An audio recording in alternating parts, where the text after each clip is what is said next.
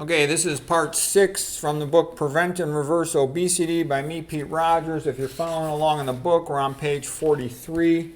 So part 6, we're actually on rule number 6 as well. So rule number 6 of how to lose weight is only eat single ingredient foods. Because if they put a second ingredient, that means it's probably a processed food. And they can put things in there like MSG, monosodium glutamate, MFG, manufactured free glutamate. And that does make it taste good, but it gets you to tend to overeat. They call those hyperpalatable foods, or UPF, ultra processed foods. Okay.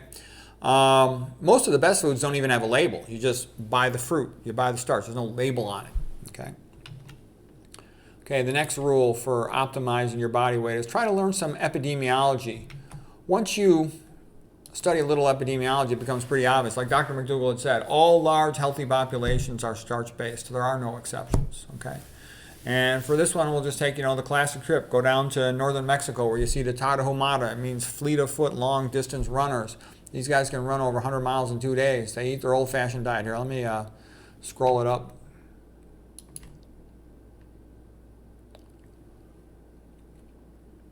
Okay, so here's a map to orientate yourself. There's Pimas. The Pimas have been absorbed into Arizona after the Mexican-American War in 1848, whereas the Tarahumara in northern Mexico and the Sierra means saw, like the up and down tops of the mountains, Sierra Madre Mountains and Copper Canyon area.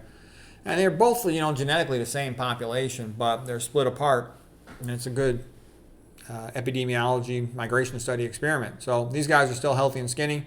They adopted the Western ways with the standard American diet. They're fat and sick.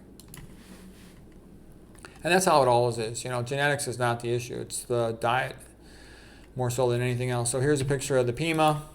They get all the typical Western diseases, diabetes, end up with amputations, lots of gallstones. They eat a low-fiber diet. They're constipated. They get appendicitis, diverticulitis, sigmoid colon resections, common with that. There's all these same habits cause atherosclerosis. The gateway diseases, it's always the same thing. High blood pressure and prediabetes, diabetes, causing atherosclerosis, plugging arteries up all over the body, lack of dietary fiber, abdominal pressure syndrome, everything that goes with that. Whereas Tarahumara, they're eating all the corn, local greens, some beans, squash. They can run 100 miles in 2 days. Nathan Pritikin was so impressed by them, he patterned his diet after them. And other scientists went out there and studied them. I think Ruth Heidrich went out and trained with them. Some other ultramarathoners have gone out there to study them. William O'Connor, who was a friend of T. Colin Campbell, went out and studied them. They all find the same thing. These traditional populations eating primarily plant-based diets. They don't have any hypertension. They don't have any diabetes. They're not overweight. They don't have any coronary artery disease. That's just the typical pattern one sees. And that's why you can be real confident that's what works. They're not taking a bunch of supplements. They're not member of a health club. Okay, here's some numbers on them. They had no coronary disease. Average total cholesterol was about 136. Average triglyceride was 115, so it was over 100. Their diet was about 75% carbohydrate, 13% protein, 12% fat. Yep, Ruth Heidrich went out there with them. Here's a paper on them by William Connor, the friend of Campbell. 523 healthy Tarahumaras aged 5 to 70 years. In his study, the average plasma cholesterol was 125. Okay. Average triglyceride was 115, plus or minus 50. Okay. Let's see what else interesting. A lot of corn and beans were the main calorie sources. Virtual absence of anybody with hypertension, obesity, and they didn't get the usual rise in serum cholesterol like most Americans do. You can look them up pretty easy on the internet and YouTube and stuff. Okay, here's another population, just more of the same. And the reason it's good to hear is because you hear some people say, I hear too much contradictory information. All these so-called experts who seem to be legitimate, university degree or whatever others, the usual nonsense. To me, university degree means almost nothing nowadays. They tell you opposing things. One says eat high-fat diet, the other says eat low-fat diet. Pritikin, by the way, said that's the key way to divide diets, by high-fat or low-fat.